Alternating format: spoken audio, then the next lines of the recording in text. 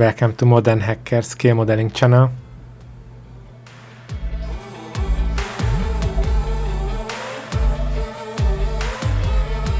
You can find on YouTube if you subscribe, additionally on Facebook, Instagram, and the web page. We continue building today this beautiful alpha model Giulia GTAm edition.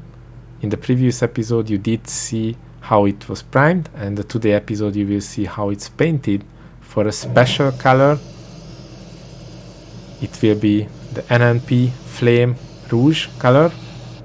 It will be a light metallic candy red color, but before I'm painting it I did several tests. So if you see these plastic spoons, I tried different combinations with base silver and this base silverish bronze rose gold base metal, where I put on the top later the candy red, and this giving kind of shiny and special look and feel. I did a couple of tests before I started painting the car. I painted with Mr. Hobby Mr. Color simple chrome paint with a thin layer with equal surface coverage.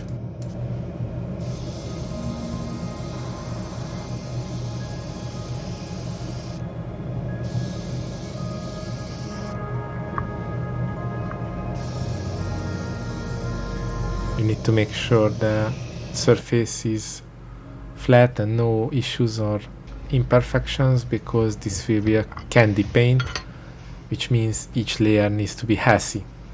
You won't be able to fully sand on the highest layer if you have issues on the lower layer, so you need to carefully monitor each layers. In this NNP color, this Flame Rouge color, it's a Renault color, just to be clear. So if you want to have the same color mixed for you, go to a car color shop and ask Renault NNP Flame Rouge color. I can put the video description, and it has a lower layer, these rose gold type of silverish gold, which is a rose gold type of base color, and on the top of that you will put a second phase candy red. But before that I made already a silver base chrome layer to have more shiny surface, because this will be a scale model car, so I need to make sure it won't be a dark color, it should be a light color at the end. So I started with the door openers, and then I continued the car itself. Multiple layers I went through, and I filmed all layers how I painted, including the door panel lines and edges. Please continue watching.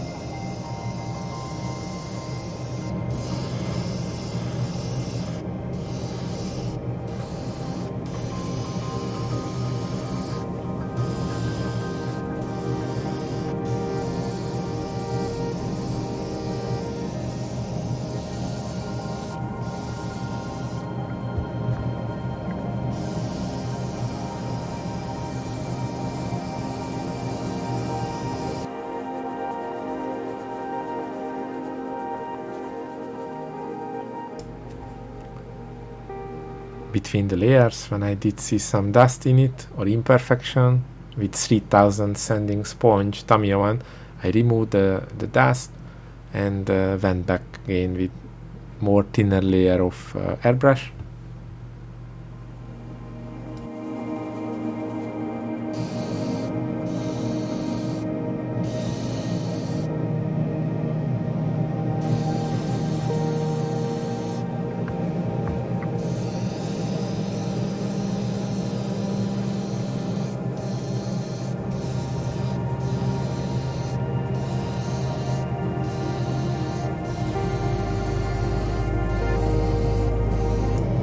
And here we go with the candy layer.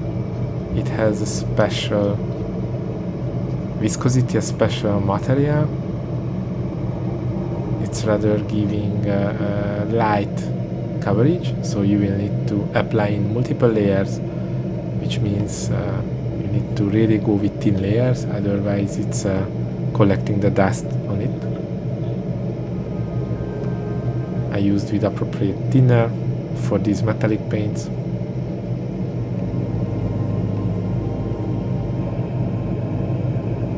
I use the same airbrush technique. The airbrush doesn't matter how you apply. If you go with this high pressure airbrush heads, then you can put with lower dust more paint on it.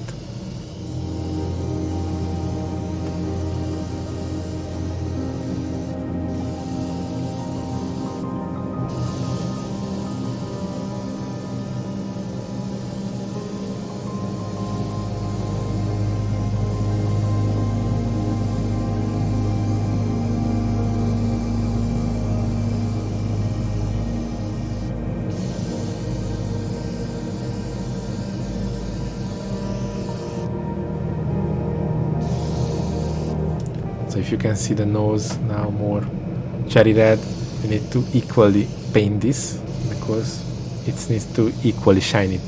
I already showed on the community chats when I was painting this, and there were some feedbacks that will be difficult to fix or difficult to repair any sort of side of this card. That probably it's true. So once any area you need to repair or repaint, you will need to apply similar layers, otherwise it won't look exactly the same. So you need to memorize how many layers you give it, and based on the layer satisfaction that you feel enough, then this will be the paint level on this, how red, how dark red or light red will be this candy paint. It's your turn, because don't forget this was silver, then rose gold, then these candy layers, and it's your choice how many layers you want to put into that from this candy finish. It will be shining until you don't put too many layers.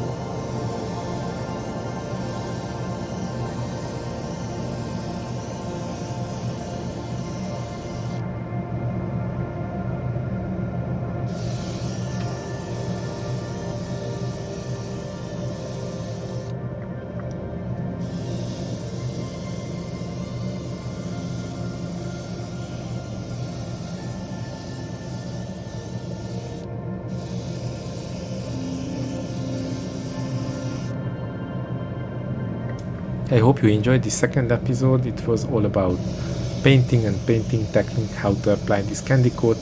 In the next episode I'm continuing. Thank you.